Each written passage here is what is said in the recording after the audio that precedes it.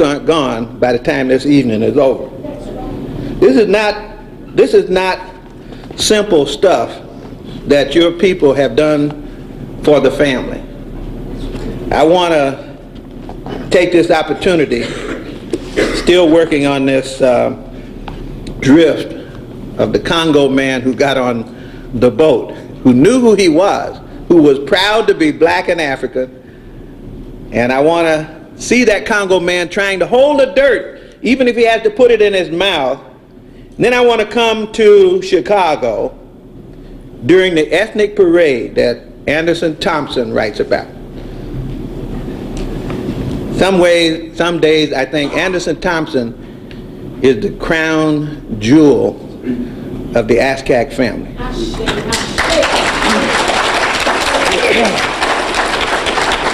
He doesn't, he doesn't write as much as everybody, doesn't talk as much as everybody.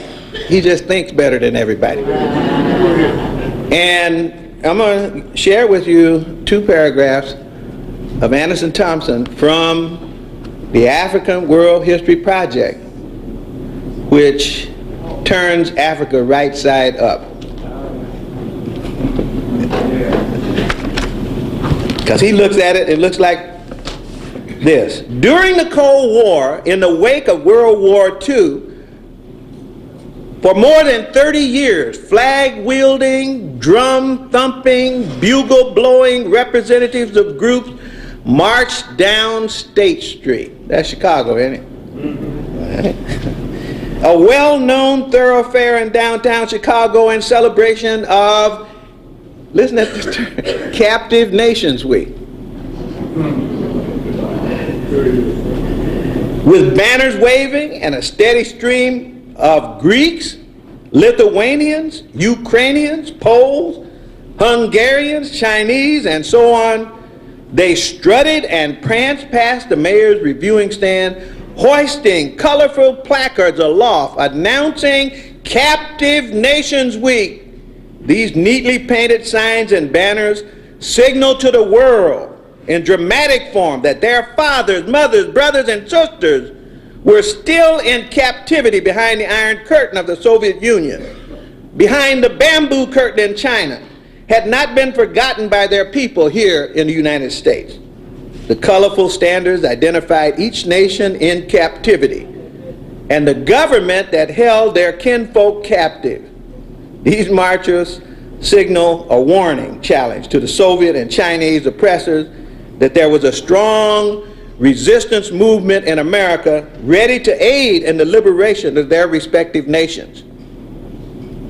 Typically, hundreds of black shoppers, office clerks, and moviegoers, the true captive nation and the only genuine captives in America, stood watching the captive nations parade. The wealthiest, the most talented, the most technically trained sons and daughters ever snatched out of Africa stood at attention, lifted their hats, saluted, cheered the determined Greek nationalists, the angry Czech patriots, the proud Hungarian freedom fighters, the outspoken Chinese nationalists. Paradoxically, the black watchers, 20th century mental slaves, munched popcorn, laughed, jived, and cracked jokes while enjoying the pomp and pageantry of the Euro-Asians, and they're the ones who should have been at the head of these parades instead of just watching. Why have black people in America stagnated into a captive nation of watchers and observers, oblivious to the character, nature, and deeds of their own traitorous leaders, who at best see the goal of first-class citizenship as the only solution for more than 35 or 30 million black captives? That's our only goal. Where did the dirt go that was in our mouth? Where did the dirt go that was in our hand? Where did the vision go? Where did the confidence go? What happened to it? that caused us to be fragmented and distorted, yes, that damaged our character. See, it is character, isn't it? Isn't that the theme of this conference? Character. It is character that we're talking about, isn't it? Isn't character the rock solid essence of who you are? And if character is suddenly fluid, amorphous, evaporating, say, well, we knew at one time how to bring character into being. They used to call it the 4 moments of the sun, which is a metaphor. You heard Baba Jake use it this morning. Kepra, one who brings into being, one who is at the highest point of creativity. Ra, or Re. Atum, the complete one. That's the 3 moments of the sun. You know there's another one. Wosir, Osiris, the one who is on his way into becoming Kepra again. I think that's a worthy metaphor to apply to the captive nations right now. Where are we in the 4 moments of the sun? Bringing into being, at the highest point of our creativity, at the complete and satisfying stage, or maybe we're the mummy right now, preparing to rise again. Preparing to rise again. Fukiao. K. Kia. Kim Wandindi. Bunseki Fukiao, who came to ASCAC. Came to the black psychologist. Came to several places. He was here in America, and in America was here for many years not knowing that there was an African population in America. Didn't know ASCAC existed. He's one of the men who works up in Boston in a prison, Suffolk County prison, librarian. But he's also a counselor, the only one that they will trust to work with as many as 50 of the men in prison. They'll let him work with them by himself. Nobody else. Most people, for security reasons, can only have about 10 or 15 at a time. What kind of power does this little man who never raises his voice have, that he can handle 50 hardened criminals all at once, and when he finishes, they have no recidivism rate, because when they leave the prison, they don't come back? What does he whisper in their ear? Oh, I know counselors that have nothing but recidivism. They've never had a success in their career. They still get paid. He tells you, there's a little book out called Self-Healing, Old Lessons from Africa. He has done what I want to do. What if we had a book called Education, Old Lessons from Africa? What about a book called Architecture, Old Lessons for Africa? What about a book called Dance, Old Lessons from Africa? What about a book called Language and Linguistics, Old Lessons from Africa? What if we ask those kind of questions? Well, you can be prevented from asking those kind of questions if people can convince you to be preoccupied with your pigment. Think about it for a minute. The biggest trick ever pulled on African people, 1750, Blumenbach, Göttingen University, invents the concept of race. And then others began to imitate that concept, and Europe said, and Hitler said, oh, I know there's no such thing as race, but I need it in order to get my political agenda accomplished. That's what Hitler said. He knew it was a false category. You say, Ace, you don't mean that color is a false category. Oh, no, color is there. Pigment is there. Plus, we know a little about pigment too, don't we? It's there. That's not the issue, but race isn't there. See? But why would they want us to be preoccupied with pigment? So that we identify ourselves. Let me give you a little story. We had 2 think tanks on socialization. This scares people who want to oppress you to death, that Africans get together by themselves without you to talk about taking over the socialization process. I'm talking about not just schools, But socialization, that means you're going to teach character. You're going to produce people of character. That's what African socialization was about. And only Africans can produce African character, you see. And they get worried about that. So a man called a conference in Chicago called the Racial Identity, Black Racial Identity. That's what the conference was about. Sponsored by your Urban League.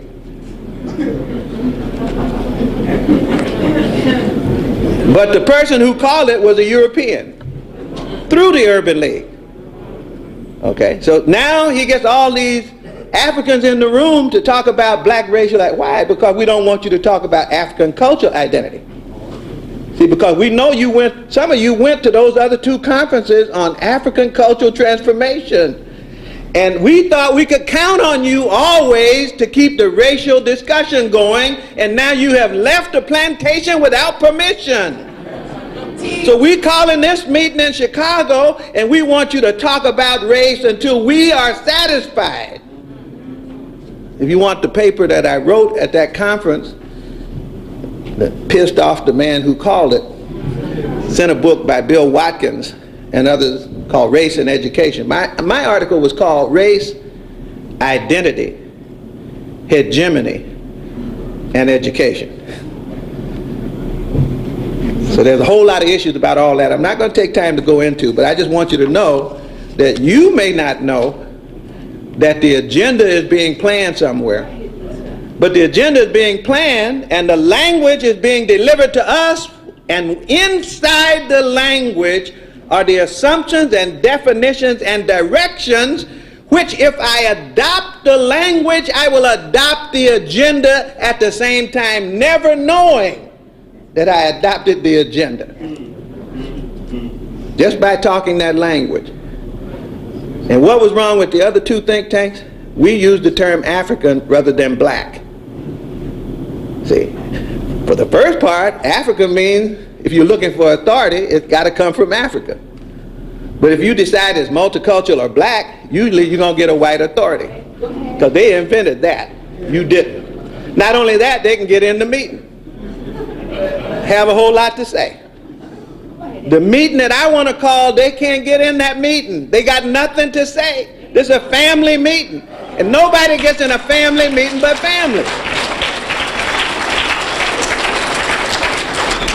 You have all the friends you want of any color, shape, size, economic level you want, but when they call the meeting of the Hilliards, nobody's getting in the house but Hilliards.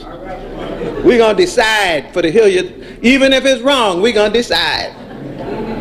When they call an African meeting, nobody gets in that meeting but Africa. And part of the problem is that we have a lot of Africans who want to let other people get in our meetings.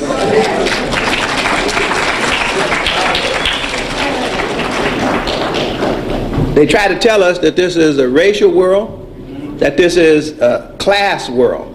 Remember all the arguments we had in the 50s and 60s? It's a matter of class. It's the working world, working people of the world got to unite. Arm in arm, black and white together. And then they start segregating into unions. Because they weren't talking about family, they were talking about some abstract notion. So frighten them by keeping dirt in your mouth, and looking for bolo so, and ultimately sodai, the clear word. That's where I want us to go. How do you get the clear word? Last thing I want to say about this race thing for a moment is that we don't know how to look at the world. See, we don't know what the rest of the world is doing. People who have big armies have something called G2. G2 is the intelligence section. Their job is to go find out about everything happening in the world and write books about it for their private use so they'll know how to hurt people. Or as they say in the army, kill people and break things. That's what the army does. They kill people and break things. And so they do G2. We don't do G2. So we really don't know how the world functions. Watch this. I wrote about this in my book, Saber. And a lot of the ASCAC people have been reading these things for the last decade. A lot of y'all have been reading. How many people, just raise your hand if you read Tribes? Read that book? See, yeah, a lot of Aztec people read Tribe. How about The Clash of Civilization? Quite a few people in Aztec read. Both of the books say the same thing, that race don't matter, money don't matter, Democrat, Republican don't matter, civilization matters. Okay? That the world is run by people who share civilization. There's 4 or 5 groups. Depending on who you read, they tell you which groups they are. Usually British people, Europeans mainly, with a German base and a Christian cross as the primary symbol. Usually Muslims, there's billions of them in the world, and they have a crescent and a star on the front of the book. And usually the yin and the yang, which can symbolize all the Asian people, basically there's roughly these 3 primary ethnic families running the world. One of them said, well, you got to have Indians, and so they break it down a little bit further, but the one corner of the book not filled out and the one group not mentioned as being a group running the world are Africans. And both of the books say you're in the book, and that you're not running it. One of them says you could run it, but you don't understand how the game is being played. And since you don't understand, you think they're playing a game of race, and they're playing a game of civilization. So who after 9/11 did Bush go get when they got terrified? What name did they call to come into the meeting of the Secretary of Defense, the Secretary of State? Who did they call?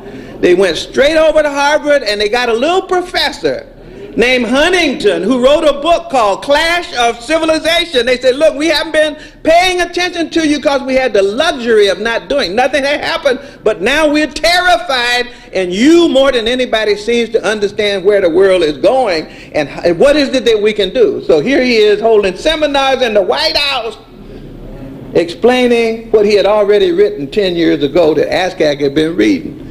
We've been reading too. Straightened out a lot of people. Putin got straightened out. Wasn't that interesting how fast he looked at the civilizations in the world and decided which one he belonged to? Were you surprised at which one he chose? Would he have chosen Muslim? Would he have chosen Asian? Oh, he chose Western civilization. Isn't it interesting that this war is being called a war of civilization between the civilized and uncivilized world? Which side do you think you're on?